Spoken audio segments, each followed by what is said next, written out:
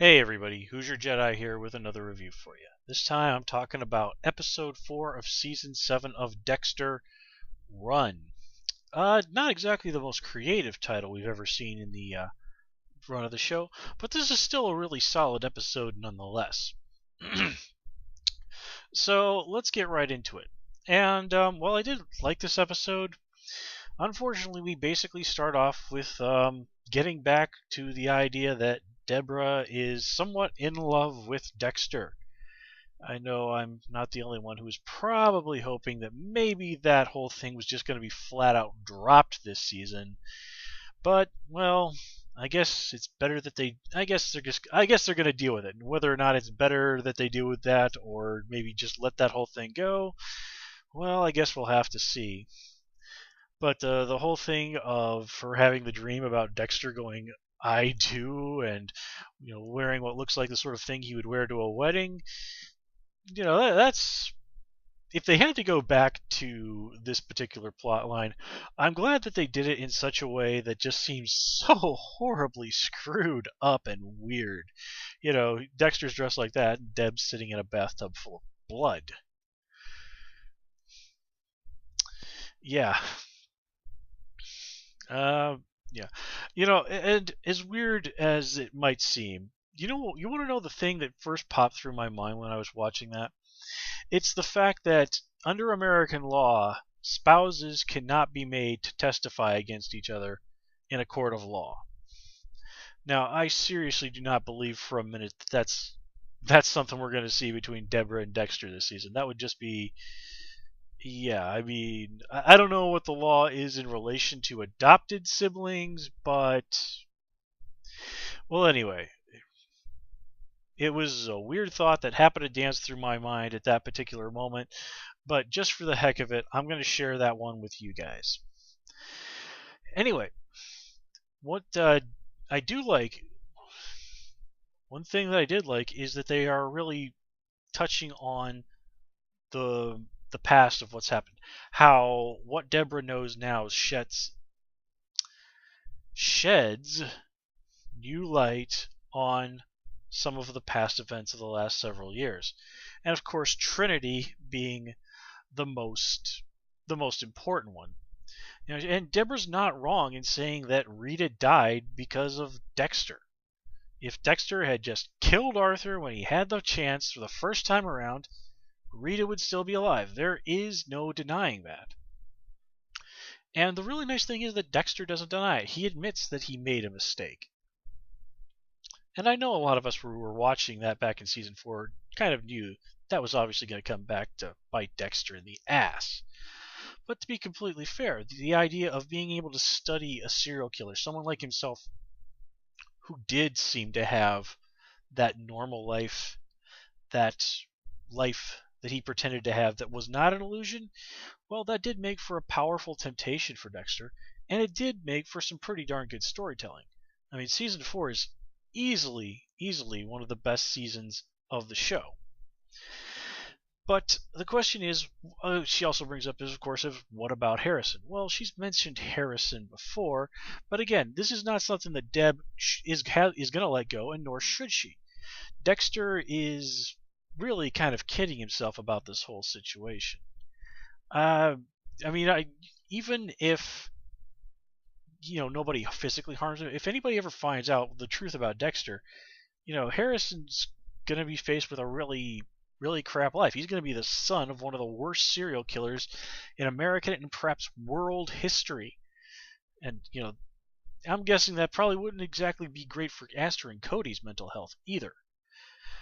In fact, although Deb doesn't really seem to be terribly concerned about them. And as long as we're talking about them, am I the only one who's sort of disturbed that they were able to just palm Astor and Cody off on the grandparents, Rita's parents, who, if I'm remembering correctly, she even said treated her like crap when she was a kid? But that, like Dexter murdering an innocent man in a bathroom, are conveniently forgotten by the writers because it's expedient. And no, I will not let the fact that he killed an innocent person go. I'm not, ever. But anyway, let's continue on about this. Now, looking at this, it does bring something up interesting in regards to Isaac.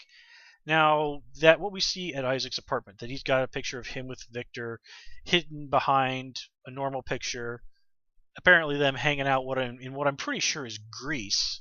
I'm pretty sure those white buildings with the blue domes are indicative to Greece, especially since there was a Greek church not very far from where I used to live that had a design very similar to that.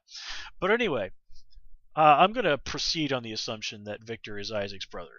It could turn out that he was like his cousin or his boyfriend or something, but I'm going to guess that he was his brother, which, of course, immediately creates a very fascinating parallel between Dexter and Deb and Victor and Isaac.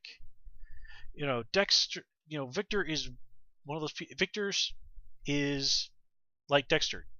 He has someone that he cares about, but he cannot even let this connection to that person be known. And I'm talking about Harrison in Dexter's case, because that would put that person in danger.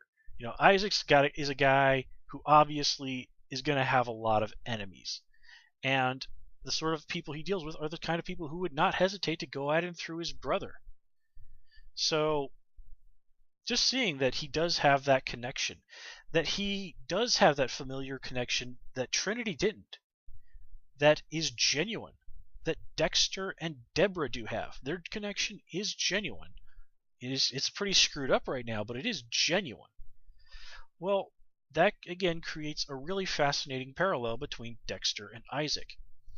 And that's one of the nice things about so many of Dexter's antagonists, is that they are in some way like him. Dexter even says to one of his victims, "You're all just imperfect or twisted versions of myself." And there is some truth to that. Now, not that Dexter is in any way, shape, or form a normal, well-adjusted person. Dexter is a gun. The only difference is he's a gun that specifically is aimed at people who deserve to be on the receiving end of a bullet, except for the guy in the bathroom and those two other people who were probably guilty of stuff, but not the stuff that Dexter thought that they did, that he killed anyway. Yeah. Anyway. I need to stop going off track on that thing. It's making it hard for me to focus on what it is I'm trying to get across here. Okay, I will try and keep the tangents to a minimum from here on out.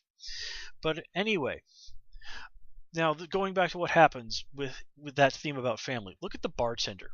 The bartender is willing to take the fall for a murder he didn't commit and kill himself for his family. Now, granted, at this point, he didn't really have much of a choice in the matter, but it's a choice that he still makes willingly. And one he makes because he honestly believes that Victor will honor his promise. I'm sorry, not Victor. Isaac will honor his promise. And look at when at the club when can't talk. When Isaac starts bitching at the club manager about how Victor was an honorable guy and blah blah blah. Well, keep in mind these guys are part of something like official, like the Brotherhood of something or other. Like the evil Ukrainian gangsters Brotherhood or something like that. Whatever. They're the Ukrainian mob. They call themselves a Brotherhood. Whatever. But he does seem to take this seriously, and that in a way also parallels Dexter. Is that Isaac has a code that he believes in as well. Now, frankly, I don't particularly like stories that sort of emphasize organized crime guys as having a code. Frankly, it just to me seems to romanticize people who at the end of the day are just scumbags. But, at the end of the day, also, this is entertainment. It doesn't have to be realistic. And if we never romanticized anything in fiction, fiction sure would be awfully boring. So we're just going to let that go. Anyway, let's move on and talk a little bit more about what's going on with Dexter. Now let's think back to the first episode of this season, where he's got Victor, strapped down and is getting ready to kill him. And Victor asks him why he's doing this, and Dexter doesn't say anything. He doesn't say one word about the cop that this guy killed. Dexter points back that he just basically says it will give him back a feeling of control. And here in this episode, we have Dexter saying, everything is in my control. Well, Dexter, have you not been paying attention to the last several seasons of your own show? That is complete bull. Alright? Every season, you think you are in control, and things go to hell, and then you only manage to pull things back from the brink at the very end. Seriously, Dexter, have you not realized what a tendency you have for anything you do, besides just like killing random punks from around Miami, to go to complete hell? Whenever you try and make friends with another serial killer, it goes to hell. Okay, I'm going to leave it at that. I think my point has been made. But again, Dexter is completely and utterly kidding himself. And the sad thing is, as I said, he doesn't seem to have learned his lesson. And yet this episode, he's going on and on about how he learned his lesson from Rita's death. It is astonishing just how full of bull Dexter is right here. Now, of course, we all know that this is in some way going to horribly, horribly blow up in his face. And earlier in one of my earlier reviews for this season, I kind of mentioned a little bit that I can't see how Deb is going to be able to stick around for another season and live with the fact of what Dexter does. I mean, the whole thing of, Dexter, did you kill anybody today? Yeah. Oh, okay. You want to go out for dinner? Okay, no, that just really makes no sense. But here I'm kind of wondering, if Deb does leave this season, is it really so hard to think that maybe she would take Harrison with her? Go somewhere and have her own life, raise her nephew, and just sort of leave Dexter to his own devices, because that's the only way that she can deal with what he's become and what he does, and the only way that she knows to protect Harrison. Now, again, normally I don't float theories on here on my channel and in my reviews, but that's one that just crossed my mind, and honestly, I want to hear what you folks have to say about that idea. Again, I'm kind of violating one of my own little rules here, but I think it's an interesting enough idea that I'd like to share it with you guys. Anyway, and speaking about Isaac, first of all, and I feel bad that I haven't mentioned this before, is he's played by Ray Stevenson. No, not the country music, song comedy guy. Freaking Ray Stevenson, man. Titus Pulo from Rome. Oh God, Rome. If you never saw that show, it is just mind-blowing. It is one of the best dramas that I have ever seen in my life. This was Game of Thrones before Game of Thrones came out, except it was set in Rome, ancient Rome, and everybody was just so messed up. It's gold, man. It is freaking gold. Go if you have not seen that show and check it out. And Ray Stevenson is, of course, also the Punisher. Well, at least he was in Punisher Warzone, which,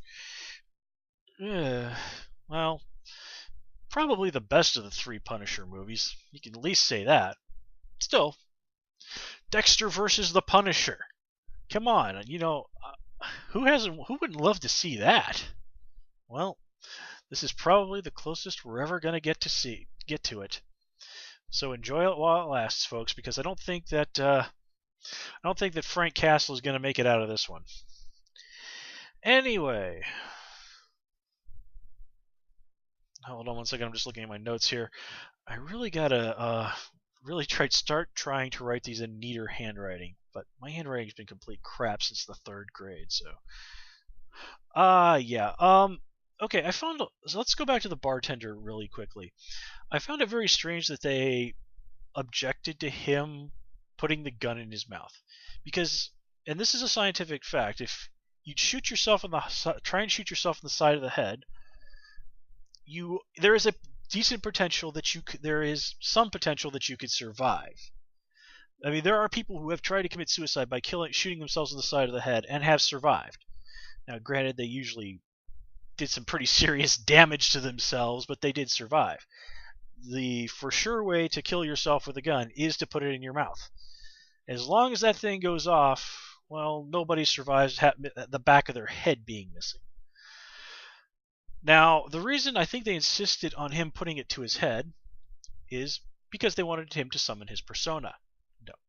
Okay, if you have no idea what I'm talking about, it's a joke in reference to a video game called Persona 3, which is badass. I absolutely love that game so much, so much. If you love video games, try Persona 3. It is fantastic. But anyway, is that if it's done like this, then it's more likely that they're actually going to call out a forensic guy like Dexter, because of course people have tried to fake suicides like that.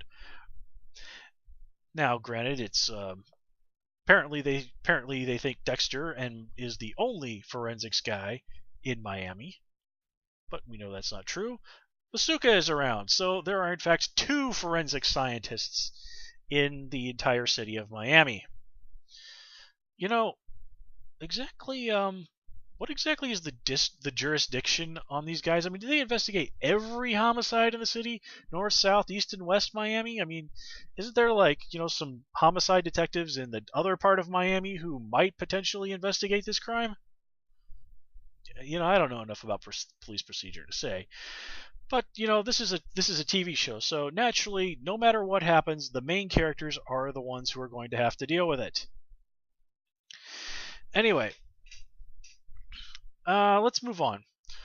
And of course, since this is a review, this is my obligatory part of the episode where I talk about how much Quinn sucks. Alright, first of all, Quinn. I did like that the club owner sniffed out that Quinn was a guy who at one point was a dirty cop. And keep in mind he was. And I just love how indignant Quinn is. It's just like, oh, hey, I'm not a dirty cop. And even back then, when this was still going on, he would get really pissed off if anybody called him dirty. As opposed to all those clean police officers who steal money from crime scenes to line their own pockets. I mean, seriously, Quinn is just so absolutely full of it.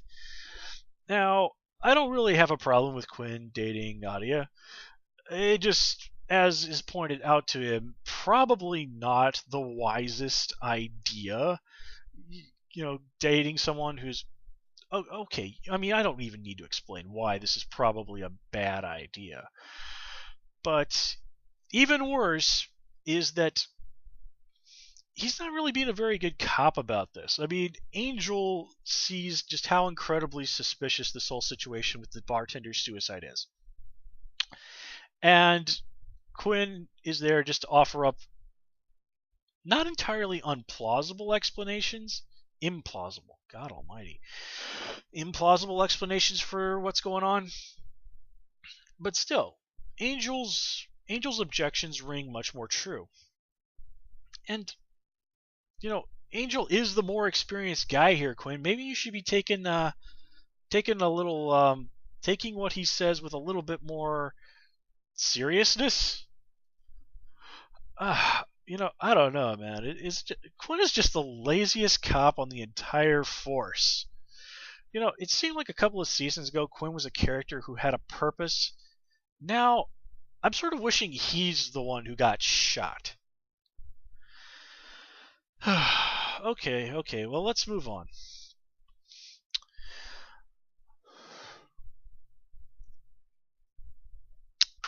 Delicious tea. Okay, let's move on. And let's move back to Dexter versus the Minotaur from this episode. Alright, this was a pretty nice scene. It was certainly interesting to see the tables turned on Dexter in this fashion. I guess some people out there might be saying that they see parallels between this and the Saw movies. I wouldn't be able to tell you. I've never seen any of those. They don't run with my taste in horror movies. And that's all I'm going to say about that. But again, it was interesting to see Dexter put in that situation, him getting a much more clear view of what it was like to be a victim, of what it was like for Deborah. Now, my main complaint with that scene is that Dexter doesn't seem to have the sense to hug a wall. Okay, in situations like that, you want to do stuff like that so the guy can't sneak up behind you. Okay, you can see the guy coming that way. Now, granted, you've got all the distractions and the flashing lights and all this other stuff, but still, if there is a wall behind you, people can't really sneak up behind you. That's just a given fact. I'm reminded of something I read in Robert E. Howard Conan story. And Robert E. Howard is the guy who created Conan the Barbarian. And when Conan even states that in a fight, all he really would want is a good sword and a wall behind him so that people couldn't sneak up behind him. But Dexter and completely abandoning good sense are not exactly unknown on this show. So. And, having him dick around in that little forest of mannequins made for good drama, but at the expense of common sense. Or at least good thinking. But, okay. Boy, I'm not really doing so well on the whole don't go off on tangents thing, am I? Okay. So let's wrap up this review while I'm still able to form coherent sentences to at least some degree. Alright, first of all, the whole thing with Dexter prancing around like a monkey and screaming out the F word in order to taunt his newest victim, that's one of the funniest things I think I've ever seen on this show. I mean, this is right up there with him, the look on his face when you got to look at the Dark Defender comic book art, or that dream sequence from season 1 where he imagines some woman going, Dexter defending our children. I mean, seriously, you could tell that was the absolute highlight of Michael C. Hall's day. He was just loving every single second of that scene. It was beautiful. Oh, man. And here we see Dexter once again, for the second time, disposing of his little box of slides. And I think it's a very telling little comment on his character that he says, "Goodbye, friends." The only people that Dexter can really and truly relate to are his victims. And not even while they're alive. While they're alive, he thinks they're just horrible. Horrible, imperfect versions of himself. But when they're the little slides in the box, then they're his friends. Sad to say, Dexter, I still think you're further down the same road that the Tooth Fairy went than you think. But maybe not. Dexter did get rid of his little box of goodies. Not that going out and starting up another one is that gonna be that difficult, and I'm gonna bet that happens before the end of the season. But I do love Dexter's response when he tells Deb what it is he's done. He says simply that her feelings make her human. And you know what? Dexter's actually right on the money there. I read once that a philosopher said, and you'll excuse me if I'm not able to remember exactly who it was, but he said, every man's death diminishes me. And while that is certainly a wonderful sentiment, it's not one that I've ever really agreed with. While I don't really I certainly don't agree with what it is that Dexter does. I mean, if Dexter was someone who existed in the real world, I would want him to go to jail. Simply because, people can't go around killing people just because they think they deserve it. And Dexter mostly does this simply to get his jollies. But that said, it is understandable. And as I've even said, that a lot of the people Dexter is a loaded gun who basically makes it a point to aim himself, with exceptions, 3 of them. Stupid camera. At people who deserve to die. There wouldn't be really a show or a book series if that wasn't how it worked. If we were not able to put ourselves in the same situation as Deborah is right now. And that's part of the fun of fiction, that we can go to places and see these things in stories and experience these emotions, these things that in the real world we wouldn't want to. And the fact that the show can do this so well, that can make us feel these things so well, is really one of the strongest things that Dexter has going for it as a show. Anyway, folks, I think that's all I have for you this episode. As always, please comment, rate, and subscribe. You can, of course, follow me on Twitter at Hoosier Jedi. And until next time, take care and have a good one.